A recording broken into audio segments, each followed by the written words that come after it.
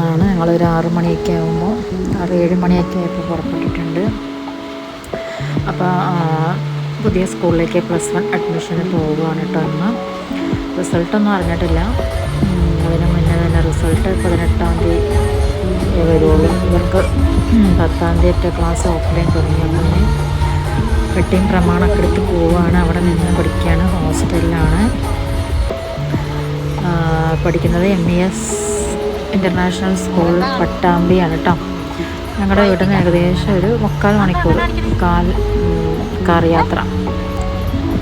അങ്ങനെ ഇതാ പോകുന്നു. കുഴപ്പമൊന്നുമില്ല, നല്ല സെൻറ്ററൊക്കെയാണ്, സൗകര്യങ്ങളൊക്കെ ഉണ്ട് അത്യാവശ്യം. അങ്ങനെ പോവുകയാണ്.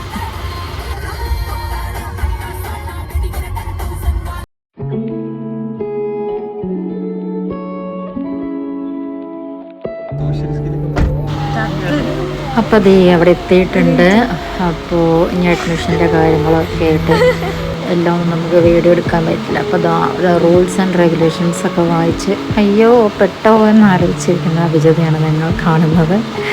കുറേ റൂൾസ് ആൻഡ് റെഗുലേഷൻസ് ഒക്കെ ഉണ്ടായിരുന്നു ഗായ്സ്.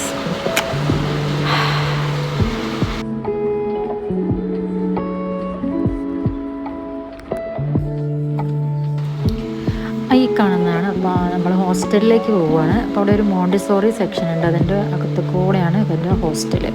അവിടെ അങ്ങനെ ഒരു ഹോസ്റ്റലുണ്ടെന്ന് നമുക്ക് പുറമേ നോക്കിയാൽ തോന്നുകയില്ല. മോണ്ടിസോറി കിഡ്സിൻ്റെ ക്ലാസ് റൂമും ഒക്കെയാണ് ഈ ഭാഗത്ത് കാണുന്നത്.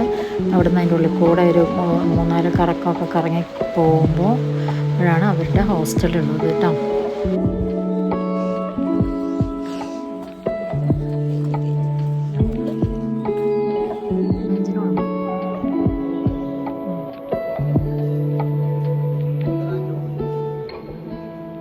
രീതികളിൽ അത്ര സ്ട്രിക്റ്റ് ഒന്നും ഇല്ല കേട്ടോ.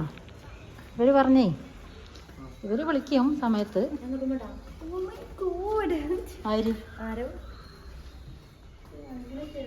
മലപ്പുറത്തുനിന്ന് ഒരു കുട്ടി ഉണ്ടെന്ന് പറഞ്ഞ്. പക്ഷേ അപ്പോൾ ഈ കാണുന്നതാണ് വിശാലമായ ഗ്രൗണ്ട്. ഇവിടെയാണ് അവരുടെ ഫിസിക്കൽ ആക്ടിവിറ്റി ഒക്കെ നടക്കുന്നത്. ഇതിന് ലെഫ്റ്റ് സൈഡായിട്ടാണ് ഇവരുടെ മോണ്ടിസോറി സെക്ഷനും അത് ഹോസ്റ്റലും. പിന്നെ ഞങ്ങൾ ക്യാൻറ്റീനിൽ വന്നതാണ് ഫുഡ് കഴിക്കാൻ. അന്ന് ബിരിയാണി ആയിരുന്നു. അന്ന് കുട്ടിയുടെ ഒപ്പം വന്ന എല്ലാവർക്കും ഫുഡ് ഫ്രീ ആയിരുന്നു കേട്ടോ. അപ്പം ബിരിയാണി അങ്ങനെ ആസ്വദിച്ചൊക്കെ കഴിക്കുകയാണ്. അപ്പം അഭിജിത്ത് പോകുമല്ലോ എന്ന് ഓർത്തപ്പോൾ ഒരു സങ്കടം ഇല്ലാതില്ല. ആ സങ്കടത്തിൽ കുറച്ച് ബിരിയാണി അധികം കഴിച്ചോ എന്നൊരു ഡൗട്ട്. അപ്പോൾ ഓക്കെ, ബൈ ബൈ.